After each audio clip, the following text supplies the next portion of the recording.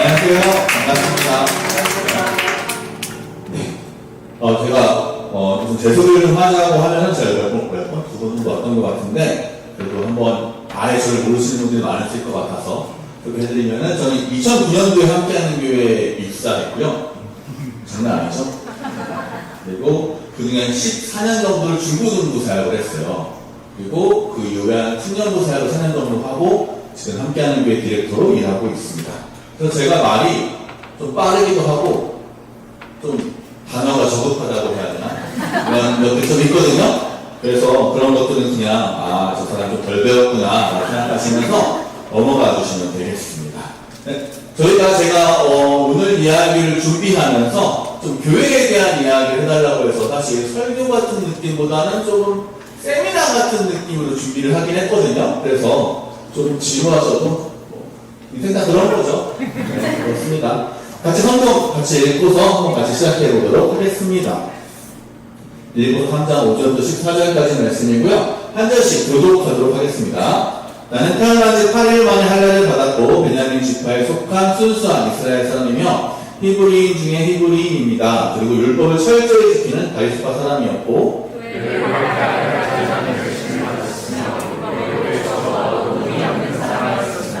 그러나 내게 유익하던 그 모든 것을 나는 그리스도를 위해 다 버렸습니다.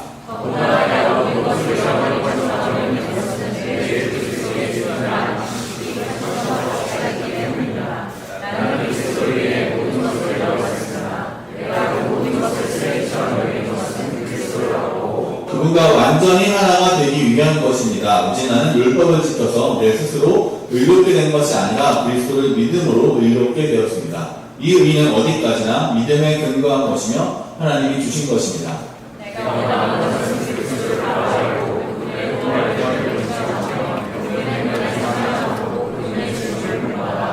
어떻게 해서든 나도 구원하는 것입니다.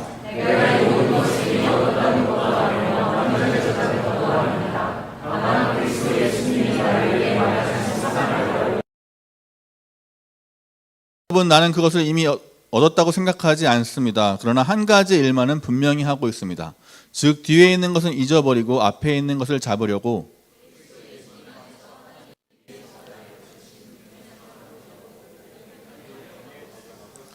아멘.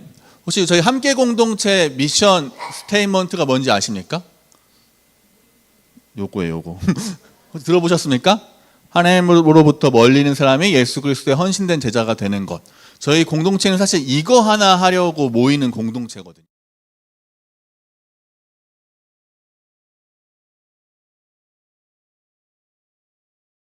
여기서 중요한 거는 하나님으로부터 멀리 있는 사람이라는 단어일 수도 있을 것 같아요.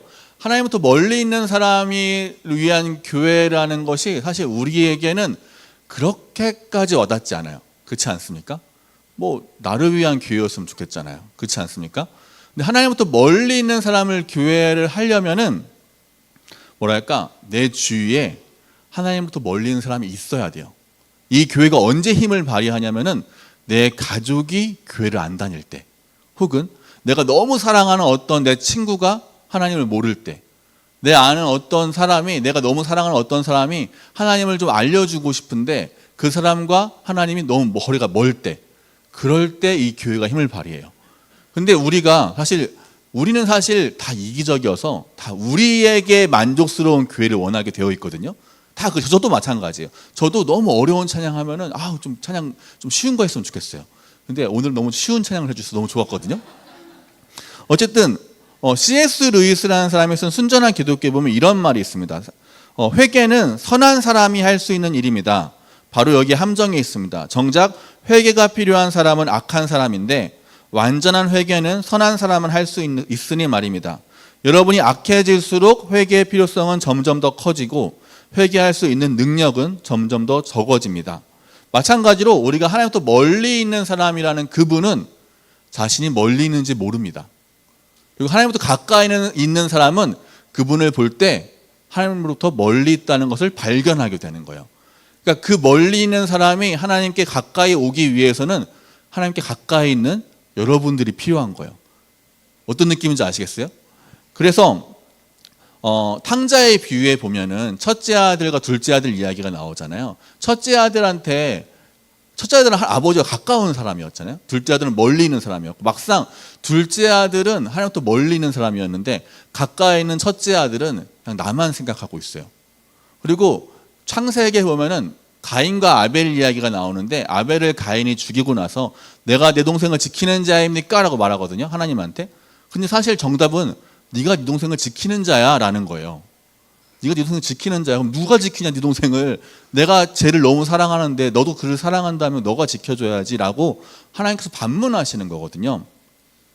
즉 예수님을 우리가 알게 되면은 우리는 우리 마음 가운데 저절로 선교적인 마음이 생기게 됩니다.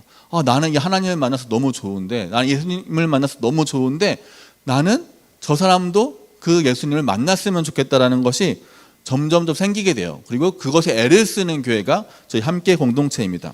그래가지고 사실 저는 이 가까운 교회가 그 일을 가장 잘하고 있는 교회라고 사실 생각하거든요. 저는 함께하는 교회에 오래 있다 보니까 이 가까운 교회가 어떻게 시작되었는지에 대한 역사를 좀 어느 정도 알고 있어요. 요한 목사님이 홍대에 교회를 시작하고 싶다는 거예요.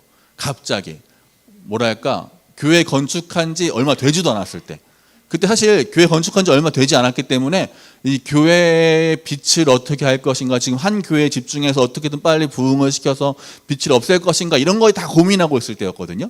근데 하나님께서라나 요한 목사님께서 홍대에 가니까 너무 주위에 젊은이들이 많은데 이들에게 예수님이 너무 필요해 보인다. 그래서 나는 이 일을 하고 싶다라는 거예요. 그 당시에 모든 스태프들과 모든 중직들이 거의 반대를 했었어요. 요한 목사님이 엄청 끈질기게 얘기해서 이게 이루어진 일이거든요. 그런 걸 봤을 때 우리는 그게 안 보인 거예요. 저는 그게 안 보였고, 저는 아직 홍대에 있는 젊은이들까지 품기에는 제 마음이 너무 작거든요. 그런데 그걸 보시는 분들은 저 멀리 있는 사람이, 하나님부터 멀리 있는 그 사람이 좀 가까이 왔으면 좋겠다라는 것이 있다는 거죠. 그래서 그런 걸 배워가면서 저도 교회에서 이런저런 것들을 많이 시도하고 있습니다. 그리고 우리가 하는 것은 하나님부터 멀리 있는 사람이 그 다음에 예수 그리스도의 헌신된 제자가 되는 것이에요. 예수 그리스도의 헌신된 제자가 된다는 건 어떤 의미냐면 예수님을 따르는 사람이 된다는 거잖아요. 우리는 예수님을 따르는 사람이 된다는 것을 사실 굉장히 종교적으로 생각해요. 예를 들면은 찬양을 엄청 크게 부른다거나, 성경을 많이 읽는다거나, 아니면은 모든 예배를 다 참석한다거나, 기도를 굉장히 오래 한다거나, 아니면 목사님에게 굉장히 순종한다거나, 아니면 교회에 충성하는 것이 어쩌면은 예수 그리스도 헌신된 제자가 되는 것이라고 생각해요. 그렇지 않습니까? 이거 아니면 어떻게 예수님의 헌신된 제자가 되죠? 근데 사실 예수님의 헌신된 제자가 된다는 것은 예수님 한 분으로 충분하다는 거거든요. 그래서 제가 말한 이 찬양, 기도, 예배, 목사에게 잘할 필요 없습니다. 목사에게 잘하는 거, 교회에 충성하는 이 모든 것은 사실 실제로는 예수님에게 가까이 가기 위한 일이에요. 그러니까 우리로 치면은 택배 아저씨 같은 거예요. 택배 아저씨인데 그거는 예수님을 보여주기 위한 예표인데, 우리가 예수님보다 가끔씩은 이 성경 읽기, 찬양하기, 기도하기가 먼저 나와 있는 경우가 많아요. 사실 예수님을 만나면 하는 반응이거든요. 성경 읽기, 기도하기, 예배드리기, 이 모든 것은. 근데 예수님께 하는 반응이기 이전에 먼저 이걸 통하여서 내가 좀 더 종교적인 어떤 걸 가져가는 걸 원해요. 이걸 보고 우리는 종교화되었다라고 보통 전문 용어로 이야기하고, 성경에서 말하는 바리새인화되었다라고 이야기를 해요. 예수님이 아닌 것이, 대부분 예수님이 아닌 좋은 것이 우상화되는 거예요. 예수님으로 충분해야 되는데 예수님과 함께 이것도 있었으면 좋겠다, 예수님과 함께 저것도 있었으면 좋겠다 하는 거죠. 예를 들면 그런 거예요. 예수님도 중요하지만 안식일도 중요하죠. 유대인들이 봤을 때. 그러면 예수님과 안식일을 같이 하면 어때? 라고 사람들이 계속 얘기하는 거예요. 예수님도 중요하지만 할례도 중요하죠. 예수님도 믿으면서 할례를 받으면 어때? 너무 좋지 않을까? 예수님도 중요하지만 예배도 많이 드리면 좋잖아. 이렇게 얘기하는 거예요. 물론 그게 나쁘다는 게 아니에요. 이 모든 것은 어떻게 하면 하나님께 가까이 갈 수 있을까 하는 고민인데, 어느 순간 이 앞에 있는 것들이, 예배, 기도, 이런 것들이 다 하나님 앞에 서서 예수님을 가리고 있는 거예요. 그러니까 이것들은 사실 예수님께 나아가는 가이드인데, 어쩌면은 예수님처럼 되어버린 거죠. 그래서 우리가 사실 교회를 뭐 많이 다니셨는지 모르겠지만 교회를 많이 다니셨던 분들은 어떤 마음이 있냐면은 사실 교회의 가장 큰 목표가 이렇게 느껴지는 때가 많아요. 최대한 자주 오게 하고 최대한 오래 머물게 하자. 예전에 교회를 다니셨던 분들은 이런 마음을 많이 갖고 있어요. 그래서 교회만 있는 거예요, 계속. 그리고 그것이 신앙에 좋은 것이냐 이야기하는 거예요. 그래서 요것들을 좀 이겨내고 싶어서 사실 함께하는 교회는 예수님을 잘 보여주기 위해서 어떻게 할 것인가를 고민하는 교회예요. 사실 교회를 위한 교회가 되지 않기 위해서 굉장히 노력하거든요. 이게 무슨 말이냐면은 소방서가 있잖아요. 소방서의 목표는 소방서가 없어지는 거예요. 느껴지세요? 불날 일이 없어져야 돼요. 경찰서의 목표는 경찰서가 없어지는 거예요. 교회의 목표는 교회가 없어지는 건 좀 그렇고 교회에만 있진 않게 하는 거죠. 교회에만 머물게 하지 않는 거예요. 교회에 모이도록 하는 모든 것들이 뭐 나쁜 게 아닌데 그거보다 더 중요한 거는 그것이 진짜 예수님을 보여주고 있는가를 보겠다는 거죠. 그래서 교회 안에서는 굉장히 많은 커리큘럼이 있습니다. 우리 교회는 커리큘럼이 많이 없죠? 있으세요? 좀 가까운 교회는? 보통 없습니다. 왜냐하면은 커리큘럼이 주는 단점들이 있어요. 장점도 물론 있습니다. 커리큘럼은 성경을 많이 읽고 성경을 많이 알게 되면 어떤 일이 발생하냐면은 우리가 성경을 많이 읽고 안다는 것만으로 우리가 커리큘럼의 모든 것을 체크리스트를 했다는 것만으로 내가 굉장히 신앙인이라고 생각해요. 내가 굉장히 하나님과 가깝다고 생각해요. 그러니까 이거는 성숙한 그리스도인을 헌신된 제자를 만들어내는 것이 아니라 똑똑한 성도를 만들어내요. 똑똑한 성도가 되면 가장 없어지는 게 뭐냐면 겸손함이 사라져요. 그래서 성경에 보면 우리가 성경을 되게 뭐랄까 순종을 위한 책이라고 생각하거든요. 그렇지 않습니까? 성경을 보고 봤으면 순종을 해야 되잖아요. 성경은 사실 순종을 위한 책이 아니에요. 성경은 사실 숨겨진 어떤 심오한 뜻을 찾는 게 목적이 아니라 하나님께서 우리를 위해서 하신 이야기를 담고 있는 거예요. 그분의 스토리. 예를 들면은 하나님과 하나님의 백성과의 관계가 끊어진 것을 이어가기 위해서 하나님께서 어떤 일을 하셨는가에 대한 이야기를 보여주고 있는 거예요. 거기에 예수님밖에 없는 거예요. 그러니까 우리는 사실 성경을 볼 때 어떤 생각을 하냐면은 성경에 보니까 담배 피지 말래. 성경에 보니까 술 먹지 말래. 물론 맞는 말이에요. 근데 성경은 사실 그거에 아무 관심이 없어요. 성경은 딱 하나 관심이 있어요. 어떻게 하면 예수님을 잘 전해줄까? 어떻게 하면 예수님이 이 성경에서 드러나게 할까? 이 모든 사람들에게서 하나님의 아들 예수가 필요한데 어떻게 하면 이 사람들이 구원을 얻을 수 있을 것인가에 대한 하나님의 스토리가 있는 거예요. 하나님의 마음. 우리가 혹시 결혼을 하셨는지 모르겠지만 결혼을 하게 되면 모든 정보를 알고 결혼하지 않아요. 저는 우리 아내의 사촌의 팔촌의 이웃의 이름까지 알지 못하거든요. 근데 어떤 것을 알고 결혼을 하냐면은 이 사람이 나를 얼마나 사랑하는가, 그리고 이 사람과 함께할 삶이 얼마나 더 아름다워질 것인가에 대한 기대와 정보를 가지고 결혼을 해요. 성경도 마찬가지예요. 성경도 하나님이 우리가 성경을 다 알아요. 완벽하게 이해했어요. 그런데 하나님은 사실 성경보다 훨씬 큰 분이시거든요. 성경을 다 알아도 하나님을 알 수가 없어요. 하나님이 이만하면은 하나님이 보여주고 싶은 만큼 보여준 게 성경이에요. 그래서 계시라고 하거든요. 그러니까 보여주고 싶은 만큼 보여주는 거기 때문에 근데 하나님이 얼만큼 보여주시냐? 내가 너를 이만큼 사랑해라는 걸 보여주고 있어요. 그리고 우리의 반응은 뭐냐면 하나님의 사랑이 진짜 하나님이 날 사랑하시는 것 같아요 라고 느껴지면 거기에 대한 반응으로 성경도 읽게 되고 기도도 하게 되고 찬양도 부르게 되고 하는 거죠. 그러니까 결혼하기 위한 정도로 우리에게 알려주고 계신 거예요, 하나님을. 그래서 예배라는 것을 우리가 너무 훈련이라고 보는 경향이 있거든요. 훈련이라고 보기보다는 좀 반응이라고 보는 것이 더 좋을 것 같아요. 제가 최근에 우리 명한 목사님과 미국에 있는 교회를 같이 탐방하고 왔어요. 근데 거기 홈스테이를 하는데 너무 잘해주셨거든요. 그분이 아침 저녁으로 막 삼겹살도 구워주시고 매일 해주시는 거예요. 너무 배가 부른데 저희는 이미 저녁을 먹고 왔거든요. 저녁을 먹고 왔는데 9시에 막 삼겹살을 구워주시는데 저희가 안 먹을 수가 없잖아요. 저희를 위해서 그분들 일찍 주무셔야 되는데 저희랑 막 얘기한다고 1시까지 막 안 주무시고 계신 거예요. 그래서 너무 감사하고 그랬는데 어느 날 컨퍼런스에서 이제 컨퍼런스가 원래는 목회자들만을 위한 컨퍼런스였나 봐요. 근데 그분이 이제 저희를 섬기는 어떤 그런 걸로 때문에 함께 참석하게 됐어요. 근데 컨퍼런스 기간에 뭔가 의자에 이렇게 종이 같은 걸 놔줬어요. 그래서 종이 같은 걸 놔줬는데 끝나고 모든 예배가 컨퍼런스가 끝나고 저는 이제 빨리 집에 가고 싶은데 그분이 자꾸 저 종이를 줍고 계신 거예요. 거기가 한 5,000석이 넘거든요. 근데 종이를 줍고 계시니까 제가 어떻게 했는 줄 아세요? 저 너무 집에 가고 싶은데 종이를 줍게 되더라고요. 근데 우리의 신앙생활이 어떤 느낌이냐면은 내가 저분이 너무 좋은데 저분이 저거를 중요하게 여기니까 나도 저거에 참여해야지라는 느낌이 아니라 나 집에 빨리 가고 싶은데 빨리 주워가지고 이걸 내가 주우면은 저분이 나를 내치지는 않을 거야. 이걸 주우면 저분이 날 더 사랑해 줄 거야. 이걸 주우면 내가 뭐 더 하나님께서 더 나한테 더 좋은 거, 더 밥을 더 주실 거야. 이렇게 생각하면서 신앙생활을 하는 경우가 많거든요. 근데 그렇게 생각하면 안 된다는 거예요. 예배는 반응이라고 생각하는 게 중요하다는 거죠. 그렇기 때문에 우리가 좀 예배를 드릴 때 사실 하나님을 따른다는 건 믿음이 좋다는 거거든요. 믿음이라는 건 뭐냐면 우리가 비행기를 타요. 비행기를 타면 우리가 비행기가 무서울 수 있잖아요.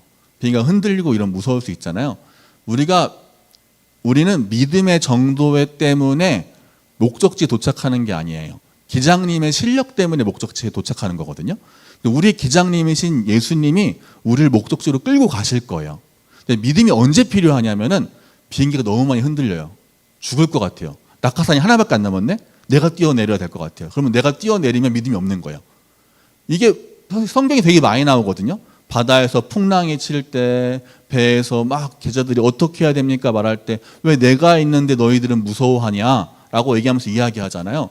믿음이 좋다는 것은 내가 어떤 흔들림 속에서도 예수님 때문에 흔들리지 않는 거예요. 하지만 우리는 되게 많이 흔들리거든요. 그럴 때마다 예수님 붙잡는 거예요. 그래서 어떻게 하면 이걸 할 수 있나? 저희 교회에서는, 저희 공동체에서는 제가 보기에 4가지 정도의 방식으로 이걸 하려고 노력해요. 이게 정답은 아니에요. 근데 이렇게 하려고 노력한다는 얘기를 좀 해보고 싶습니다. 첫 번째, 자습. 이거 사실 되게 중요합니다. 자습, 자율학습. 사실 저희 교회가 자율학습을 그렇게 권하지 않거든요. 다들 예배만 오시는 걸로 충분하다고 생각하시는 것 같아요. 아니에요. 저희 교회가 왜 로테이션 설교를 하냐? 아무리 처절하게 못하는 목사님이 와도 한 달만 버티면 된다는 거예요. 아무리 못하고 마음에 안 들어도 한 달 버티면 그분이 가시는 거예요. 이거는 굉장한 거예요. 이게 어떤 의미를 주고 있냐면은 신앙은 목사에 의해서 움직이지 않는다는 거예요. 신앙은 여러분 스스로의 자율학습에 의해서 움직이는 거예요. 여러분이 어떻게 하면 스스로 공부할 수 있는가? 그래야 목사님들한테 반박도 할 수 있고 반론도 할 수 있는 거죠. 그래서 우리 교회가 뭐 하냐? 공동체가 와플 터치를 줘요. 하세요? 그 정도로 하시진 않잖아요. 그거 사실 생각보다 꽤 가치가 나가는 일이거든요. 돈이 많이 드는 일이에요. 근데 공짜로 여러분들한테 드리고 있어요. 또 함께 성서 아카데미라는 걸 하고 있어요. 그래서 매일 성경 공부를 이길승 목사님께서 죽어라 올리고 계세요. 하지만 조회수가 그렇게 많지는 않습니다. 그리고 저희가 아침 성경 묵상을 합니다. 아침 성경 묵상이라서 와플터치에 대한 이야기를 목회자들이 올리고 있어요. 그렇게까지 또 뭐 퀄리티가 있지는 않지만 하지만 하고 있습니다. 왜냐하면 매일매일 여러분들이 자습할 수 있는 것들을 주고 싶은 거예요. 그리고 또 여기 명화 목사님이 막 이렇게 QR코드 많이 얘기하시잖아요. 저는 모든 자율학습의 핵심은 질문이라고 생각합니다. 질문을 해야 배움이 있어요. 그리고 질문이라는 것은 내가 가만히 생각해서 좋은 질문 하나를 딱 던지는 건 불가능해요. 계속 던지다 보면 좋은 질문이 나오는 거예요. 이거는 AI를 조금만 써보면 알 수 있습니다. 계속 질문하면 좋은 질문이 나오는 거예요. 근데 저는 우리가 자율학습을 한다는 것, 우리가 스스로 하나님을 찾아간다는 것은 하나님께 질문하고 우리가 성경에 대해서 질문하는 것이 너무 필요하다고 생각합니다. 첫 번째로 가장 중요한 성경, 어떻게 하면 우리가 헌신된 제자가 될 수 있느냐? 자율학습을 해야 된다. 제가 여러분들한테 조금 권해보고 싶은 거, 추천하고 싶은데 저도 잘 못하는 건데 추천하고 싶은 거는 사실 헌금을 좀 해보셔야 돼요. 퍼센테이지를 정해서. 막 기분 좋다고 막 하지 말고 내가 한 달에 1% 정도는 하나님께 드려봐야겠다. 그러면 우리가 어떤 일이 발생하냐면 사실 이 시대의 가장 큰 신은 돈이거든요. 그러면은 돈이 아니라 하나님을 섬기는 법을 배우기 시작해요. 그럼 너는 얼마나 하냐라고 하면 저도 할 말은 없긴 한데 어쨌든 1%, 2%, 3% 이렇게 조금씩 점진적으로 해보시는 것을 저는 좀 추천해 드리겠습니다. 두 번째로 우리 교회가 또 추구하는 어떻게 하면 헌신된 제자가 될 수 있느냐? 두 번째는 봉사입니다. 봉사라는 것은 직접 사역해 보는 거예요. 직접 이 일에 뛰어들어 보는 겁니다. 제가 오늘 가까운 교회 왔는데 커피를 나눠주고 있는 거예요. 너무 감동받았어요. 함께하는 교회는 저희는 커피를 사 먹거든요. 너무 감동받았어요. 근데 사실 저 아무것도 아닌 것 같은 일도 해보면 압니다. 개빡세. 하기 싫어. 일찍 나오기 싫어. 이거 왜 이렇게, 이거 나중에 되면은 좀 뭐 이게 어떨지, 여러분들은 어떨지 모르겠지만, 왜 뭐는 없냐, 왜 이거는 느리냐, 뭐 이런 불평들이 다 오기 시작하거든요. 그때 우리의 마음 가운데는 해보면 알아요. 우리가 해보면, 봉사를 해보면은 신앙이 성장하게 됩니다. 사람들이 자신이 어떻게 신앙이 성장했냐라고 이렇게 간증하는 것을 들어보면은 사실 꼭 빠지지 않는 것이 직접 사역하는 겁니다. 어떤 사람들은, 대부분 어떤 사람들은 뭐 비전 트립을 갔다 왔다, 뭐 아니면 주일학교를 봉사를 했다, 뭐 성가대를 했다, 찬양팀을 했다, 뭐 여러 가지 있지만 대부분의 간증의 시작은 본의 아니게 사역에 던져졌다는 거예요. 본의 아니게. 그리고 첫 사역을 경험할 때 사람들이 자주 쓰는 표현은 뭐냐면은 너무 두려웠다. 나는 너무 부족하다. 내가 너무 부족하게 느껴졌다. 나는 전혀 준비되지 않았다. 나는 사람들이 나한테 그렇게 집중하지 않았으면 좋겠다. 나는 그렇게까지 하나님을 의지해 본 적이 없다. 그런데 하나님이 일하셨다. 이게 봉사에서 우리가 하나님을 만나는 방법이에요. 이렇게 하다 보면은 우리는 그 감격을 통하여서 하나님이 내 삶에 일하시고 계시다는 것을 알게 되고, 내가 흔들릴 때마다 예수님이 나를 붙잡고 있다는 것을 알게 됩니다. 하나님은 내 입에 할 말을 주셨고, 내 과거를 통해서 다른 사람의 성장을 돕게 해주셨다는 거, 이런 것들이 나옵니다. 사실 이 봉사는요, 교회가 작을수록 훨씬 좋아요. 훨씬 하기 좋습니다.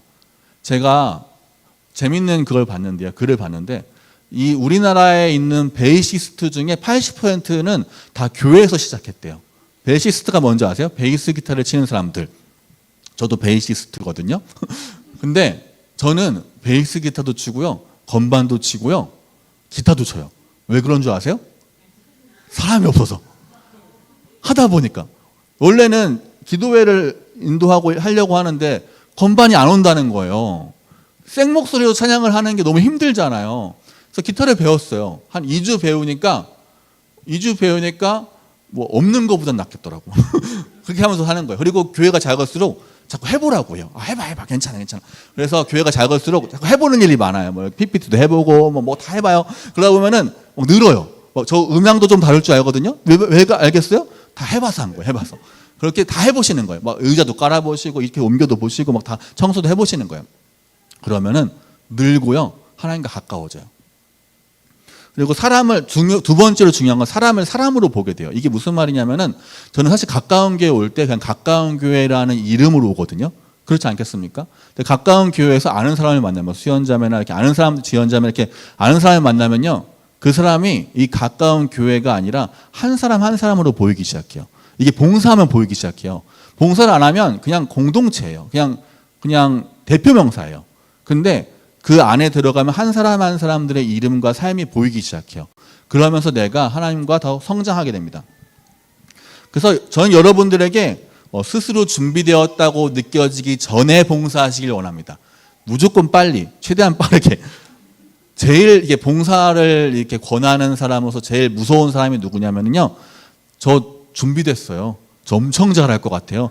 권한을 이제 주시면 될 것 같아요. 라고 하는 사람이 너무 무서워요. 근데 저 잘 못해요. 저 괜찮아. 저 이거 못할 것 같아요. 저는 너무 부족한 사람이 하는 사람들은 저는 봉사해야 된다 생각합니다. 우리는 완벽하게 준비되어 있지 않아요. 언제나. 그래서 저는 리더십 개발하는 이 모델은요, 교육을 통해서 만들어진다기보다는 도제 방식으로 만들어진다고 생각해요. 그래서 우리가 조금씩 필요를 느껴야 우리가 배우기 시작하거든요. 봉사를 해야, 애들을 가르쳐 봐야, 내가 가르칠 게 없구나 라는 것을 알기 시작해요. 그래서 그러면서 우리가 할 수 있으니까 저는 교회가 작을수록 빨리 해봐야 된다. 교회가 클수록 누가 간다고 하면 그렇게 말들이 많거든요. 왜 저 사람을 시켰어요? 근데 교회가 작으면 다 괜찮아요. 어차피 제가 여기 또 올 거 아니니까 다 명함 목사님 알아서 하실 건데 괜찮아요. 다 하신다고 해주세요. 뭐 저것도 해주시고, 막 의자도 좀 깔아주시고, 막 다 스피커도 올려주시고, 이거 다 일이잖아요. 언제까지 이렇게 받기만 하실 거예요? 하셔야죠. 제가 재작년 토요일에 논산 연무대 훈련소라는 곳을 갔다 왔어요. 그 다음 날이 제가 설교였거든요. 근데 너무 가기가 싫은 거예요. 너무 가기가 싫은데 우리 요한 목사님께서 모든 사역자들은 다 갔으면 좋겠다라고 하셨어요. 2,000명을 침내주는 것이 일이었거든요. 저는 사실 알아요. 이 초코파이의 인생을 팔아먹는 애들. 저는 알거든요. 그래서 이 친구들이랑 벽을 엮고 싶지가 않은 거예요. 아, 초코파이의 인생을 팔아가지고 이렇게 침례를 받겠다는 이 애들을 굳이 내가 이 믿음도 없는 애들을 침례를 줘야 할까 생각을 하면서 진짜 궁시렁궁시렁 되면서 갔어요. 아, 꼭 가야 되나? 꼭 가야 되나? 하면서 피할 길이 없어서 갔는데 제가 가면서 제가 한 5, 60명 침례를 준 것 같거든요. 근데 침례를 주면서 이제 얘기를 해요. 너 침례 받을래? 아니면 그냥 내가 기도해 줄까? 이렇게 물어봐요. 그러면 대부분 다 영혼을 팔아서 온 애들이잖아요. 침례를 안 받고 싶어요. 물에 빠지고 싶지 않아요. 그렇기 때문에 그냥 기도해 주세요라고 해요. 그러면은 기도 제목이 혹시 있어? 라고 말하면 이제 뭐 군생활 같은 거 이런 얘기를 하잖아요. 저는 기도하다 울었어요. 제 평생에 군인을 위해서 이렇게 기도해 본 경험이 없는 거예요. 그런 경험 없으시죠? 가보니까 알더라고요. 봉사하면 아까 말했듯이 한 사람 한 사람의 삶이 보이기 시작해요.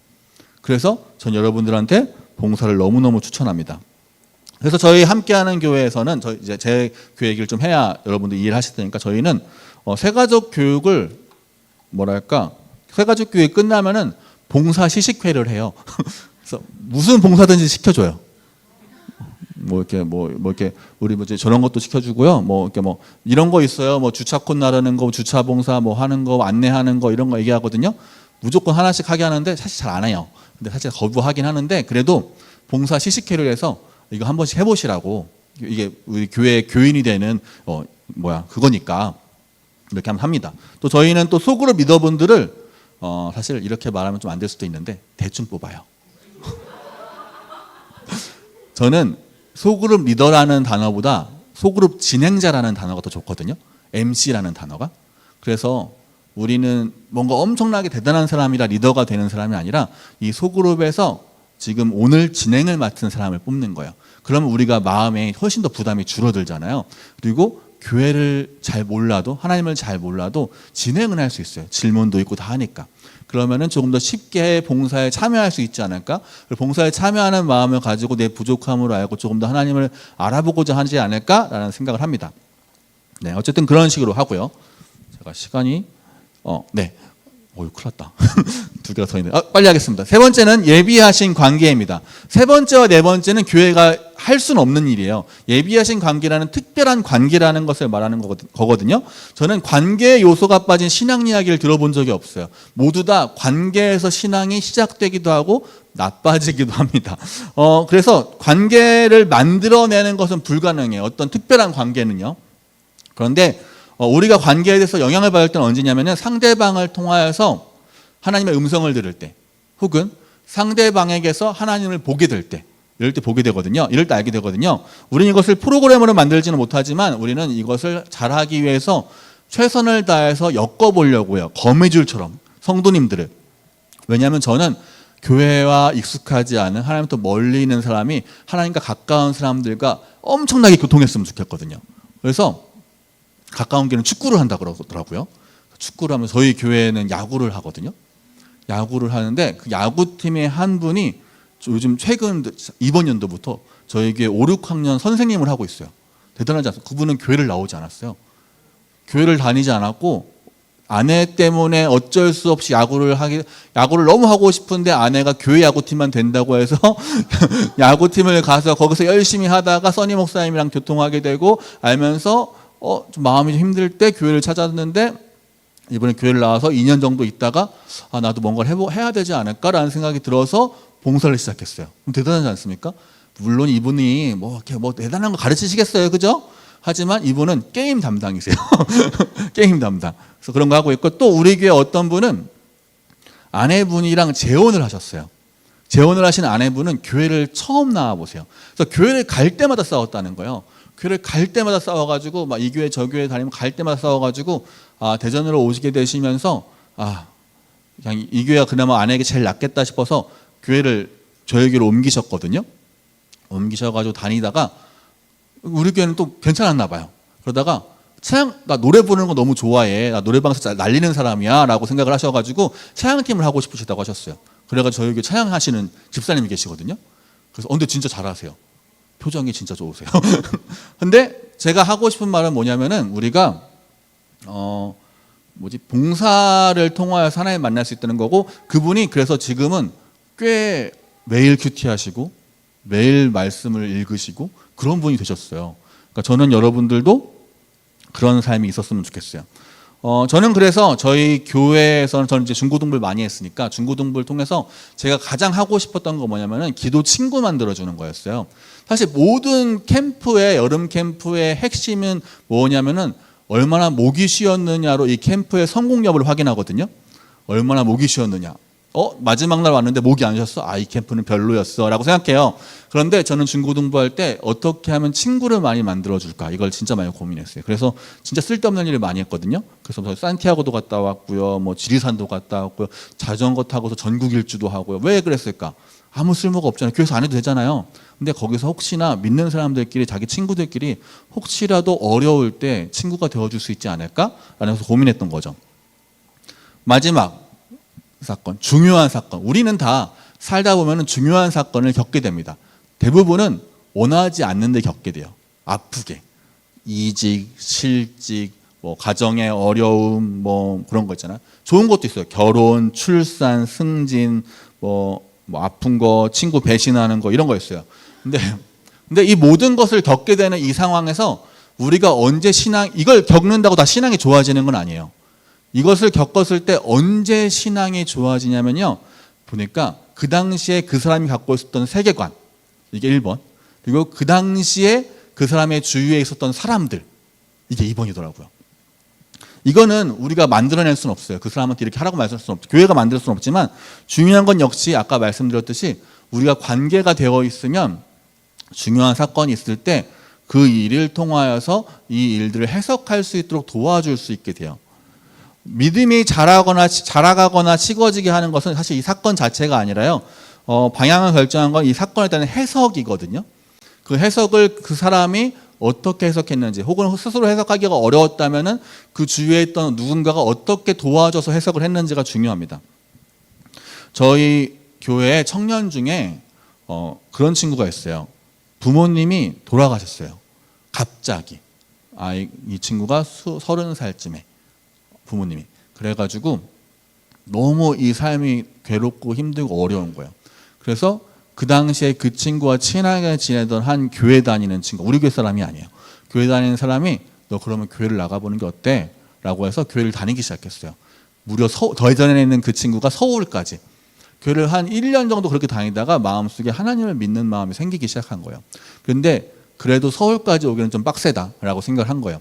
그래서 이 친구가 그럼 내가 대전에 있는 교회를 같이 찾아줄게 라고 이야기를 했어요. 그래가지고 이곳저곳을 다니다가 저희 교회에 정착한 친구가 있거든요. 그래서 저희 교회에서 침례도 받았고요. 저희 교회에서 요번 8월에 결혼도 해요. 대단하죠. 근데 너무나 힘들고 절망적인 사건이잖아요. 그 절망적인 사건을 통해서도 하나님을 만날 수 있고요. 누군가는 너무나 좋은 사건을 통해서도 하나님을 떠나기도 해요. 우리가 그 당시에 누가 곁에 있어줬는지가 사실 굉장히 중요하다는 겁니다. 아까 잠깐 맨 앞에 성경 말씀 보여주시면요, 예수님을 따르는 사람들에게서 우리가 계속 그런 얘기를 합니다. 바울이 무슨 얘기를 하냐면 자기는 예수님 때문에 이 모든 거 다 버렸다고 해요. 예수님 하나면 충분하다, 이 얘기를 계속합니다. 그리고 무슨 말을 하냐면 마지막에 바울이 내가 하는 이 모든 것은 경주처럼 이야기해, 꼭 스포츠 경기처럼.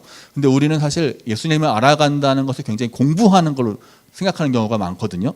저는 여러분들이 좀 하나님과 가까워지기 위해서 이 방금 이 네 가지가 아니어도 돼요. 뭐든지 하나님과 가까워지고 싶어서 어떤 것을 하는 분들이 되었으면 좋겠고, 조심했으면 좋겠는 걸, 이 모든 것이 아까 말했듯이 우상화되지 않았으면 좋겠습니다. 이것들을 잘 할 수 있는 가까운 교회가 되셨으면 좋겠습니다. 네, 질문. 네, 제가 좀 길게 해가지고 죄송합니다.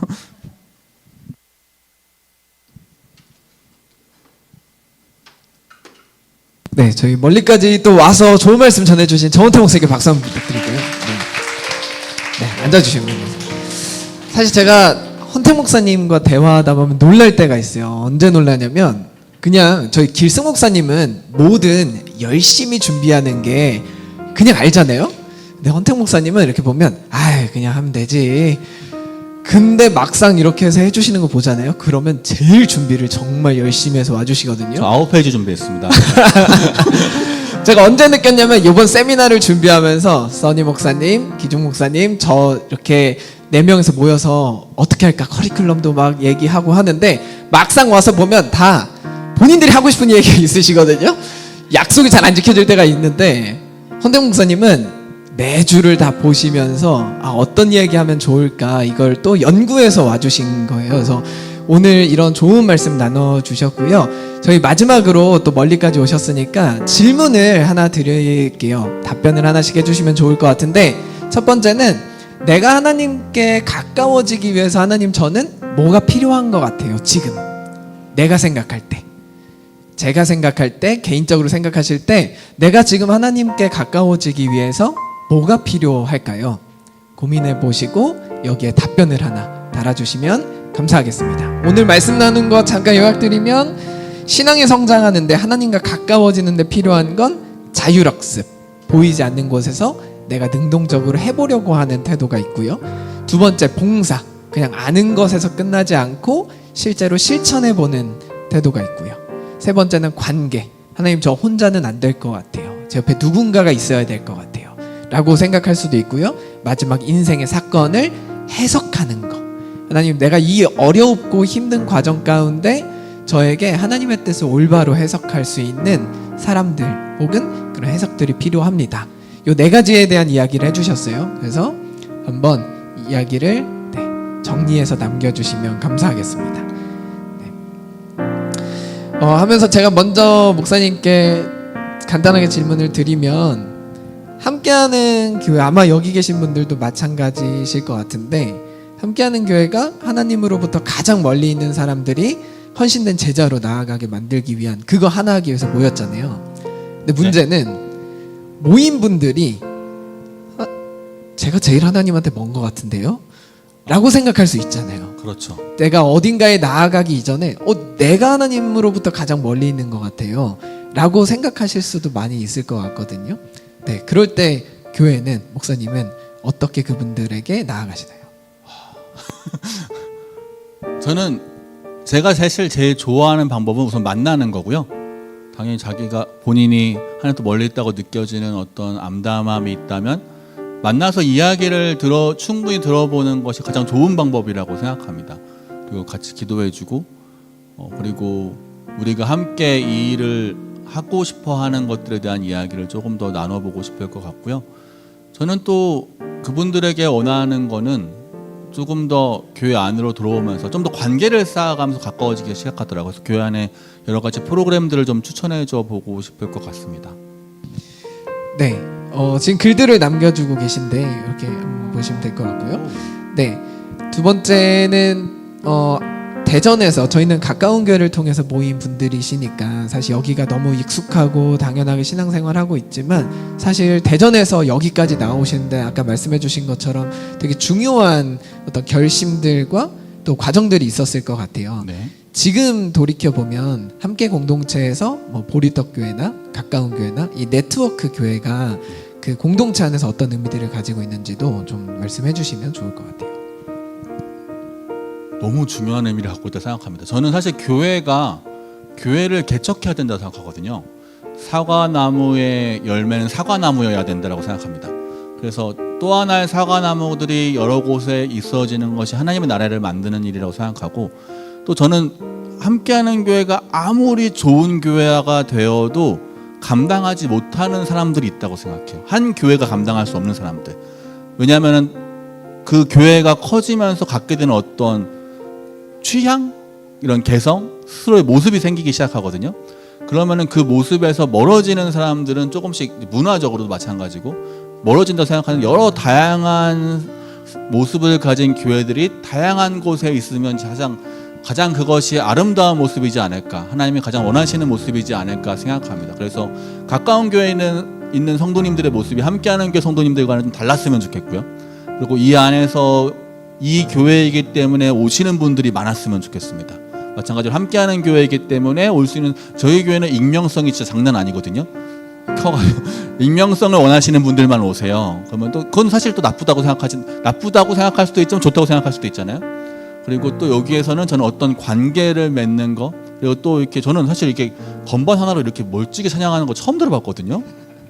저는 이런 거 너무 감동적이었습니다. 저희 교회는 좀 밴드로 하려고 노력을 하는데 이런 것도 너무 이렇게 좀 간편하게 간소화하면서 진짜 진리를 추구하는 교회이지 않을까라는 저는 생각을 하게 되었습니다. 네, 질문들을 좀 많이 올려주고 계셔서 이 중에 한 가지 질문을 좀 선택해서 해주시면 좋을 것 같습니다. 네, 이 질문. 네. 하나님으로부터 가장 멀리 있는 사람이 예수 그리스도 헌신된 제자가 되려면 그들에게 먼저 찾아가는 연습을 해야 할 것 같아요. 그들이 누구인지를 사실 잘 모를 때가 많아서요. 함께하는 교회에서는 어떤 방식으로 그런 사람들을 찾으려고 노력하시나요? 저도 이제 맡은 지 얼마 안 됐으니까 저 개인적으로 이야기를 좀 드리면은 제가 이번 연도에 일이 진짜 많았어요. 일이 진짜 많아가지고 제가 지금도 일이 많은데 하루살이로 살고 있거든요. 모든 일을 그날 처리하고 조금 계획적이면 그 전날 처리해요. 그런데 저는 사실 제가 이 일을 하면서 우리 다른 스태프들한테 부탁한 게 뭐였냐면은 저는 두 가지를 좀 해줬으면 좋겠어요. 제가 좀 교회 일을 맡아서 열심히 해볼 테니까 여러분들이 가능하면은 뭐 밖에 나가서 사람들을 만나줬으면 좋겠다. 그리고 두 번째는 여러분들이 좀 성경이라는 것을 좀 공부했으면 좋겠다. 사역자들끼리 그런 이야기를 좀 했거든요. 근데 제가 일을 많이 하면서 그렇게 보니까 이제 6개월이 지났잖아요. 6, 7개월이 지났잖아요. 아무도 그런 일은 벌어지지 않더라고요. 제가 나가지 않으면 아무도 나가지 않는 거예요. 당연하잖아요. 어떻게 보면은 선임자가 너무 열심히 막 일하고 있는데 뭐 이렇게 좀 나가기가 좀 부담스러울 수 있잖아요. 그래서 전 결정했어요. 저는 화요일이랑 수요일은 그냥 나가 있기로. 그래가지고 사실 누굴 만날지 잘 모르겠거든요. 근데 우선은 지금 되게 불편한데 카페에서 일하고 있고요. 그래서 카페에 일하면서 9시에 가니까 거기 이상한 사람들이 많이 있더라고요. 저 사람들은 왜 스타벅스에 9시부터 와 있지? 근데 그렇게 뭐 열심히 하는 것 같지 않아요. 핸드폰만 하고 계시거든요. 그런 생각을 좀 하면서 그들과 가까워지려고 노력하고 또 하려고 하는 것 중에 하나가 아내분은 교회를 다니시는데 남편분은 교회를 안 다니시는 분들이 많아요. 어떻게 하다 보니까 좀 얼굴은 알게 되는 관계들도 있거든요. 그래서 그분들한테 우연인 척 선물을 갖다 줘야겠다. 오는 길에 들렸습니다. 마침 제가 여기 올 일이 있었네요. 라고 하면서 뭐 커피 한 잔이나 뭐 빵이나 뭐 이런 걸 좀 드리면 조금 더 그분들과 얘기할 수 있는 기회까지 되면 더 좋고 어려우면은 그래도 드리는으로써 조금 더 하나님과 가까워지게 할 수 있지 않을까. 요 두 가지 사실 해보려고 하고요. 그래서 좀 가능하면 밖에 나가서 만나보려고 하고 있습니다. 저는 그렇게 하고 있습니다. 네, 대답이 잘 되셨죠? 네, 감사합니다. 이런 글들을 남겨주셨어요. 하나님과 더 가까워지기 위해선 습관이 필요합니다. 또 복음이 전파되기를 소망하고 또 솔직함이 필요하다고 말씀해 주신 분도 계시고요. 조급해하지 않고 믿고 기다려야 될 것 같아요. 네, 같은 삶의 단계를 겪는 친구와 동반자가 필요하고요. 또 공동체 안에 온전히 들어가는 어떤 결단들이 필요합니다. 또 일상 속에서 어려움이나 사건들을 하나님의 뜻과 지혜로 해석할 수 있는 능력을 받고 싶다고 하셨고요. 집중력, 중보기도, 하나님이 예비하신 만남의 울타리, 하나님이 저의 삶에 계획하심이 있다는 것을 항상 믿는 것, 오래 참음 필요하시고요. 또 주님 나의 힘으로는 불가능하다고 고백하시는 분도 계십니다. 자습을 선호하지만 지금 필요한 것은 봉사와 관계라고 하시는 분도 계시고요. 네, 열려 있습니다. 봉사와 관계. 네, 기도와 말씀 읽는 것도 힘들 때 주님께 집중할 시간과 장소를 계획하려 노력하고 과정에서 나를 이기려고 합니다. 아이와 같은 마음으로 살아가고요. 하나님께서 항상 옆에 계시다는 믿음과 진리가 자유롭게 할까요? 라는 질문도 있었고요. 마지막 질문입니다. 친구를 어떻게 교회로 설득할 수 있나요? 제가 이거 한번 제 간증을 얘기하면 제 주위에는 교회 다니는 사람이 한 명도 없었거든요. 친구가. 그 중에 지금 80%가 교회를 다녀요. 제가 한 게 아무것도 없어요. 저는 그냥 그들과 술자리에서 콜라를 마셨을 뿐이거든요. 근데 제가 좀 얘기해드리고 싶은 거는 제가 저희 교회는 이렇게 교회를 건축하면서 예전에 마감을 하기 전에 이제 자기 기도 제목을 적는 시간이 있었어요. 그래가지고 거기다 제가 내 친구 누구누구도 올 수 있는 교회가 되었으면 좋겠습니다라고 기도 제목을 남겼었거든요. 근데 그때 내가 이름을 5명을 썼는데 그중에 4명이 교회를 다녀요. 근데 그중에 한 명은 아내 때문에 억지로 교회를 나가고요. 그중에 한 명은 아이를 교회가 하는 어떤 좋은 유치원이 있나 봐요, 서울에. 그 유치원을 보내기 위해서 교회를 다니고요. 또 어떤 친구는 그냥 아내랑 아이가 일요일 날 퍼져 있는 게 싫어서 애를 데리고 교회를 가고요. 그러니까 말도 안 되는 방식으로 교회를 가는 거예요. 물론 교회를 갔다고 다 좋아지는 것은 아니지만 저는 제가 한 거는 아무것도 없어요. 근데 저는 그냥 그들과 콜라 한 잔을 마시면서 인생을 논했을 뿐인데, 근데 저는 사실 그들과 함께 있으면서 그 친구들이 교회를 갈 때마다 저한테 물어보긴 했어요. 이 교회가 어떤 교회야? 이 교회를 내가 가도 돼? 근데 그때 제가 옆에 있었다는 건 사실 되게 잘했다는 거 생각해요. 그 친구 중에 한 명은 이제 되게 오랫동안 공무원 시험을 준비하다가 안 되고 10몇 년 만에 공무원이 된 친구가 있거든요. 저 10년 동안 밥을 사줬어요. 근데 그걸로 교회 오지 않잖아요. 아시죠? 그 밥 아무리 사줘도 교회 안 와요. 근데 그거는 하나님이 하시는 거라 생각하고, 저는 저의 일을 하는 것으로서 하나님께 할 일을 가는 것이 어쩌면 그 친구가 하나님을 만나게 하는 방법이 아닐까라는 생각을 하게 됩니다. 네, 감사합니다. 친구를 설득하는 방법은 만나시면 되는 것 같습니다. 만나시고 네, 고민 같이 이야기해 주시고 마음을 나누다 보면 우리 마음에 하나님 마음이 있잖아요. 그 마음들이 전달이 될 거라고 생각합니다. 네, 저희 정은태 목사님께 박수 한번 보내드리고 네, 보내드립니다.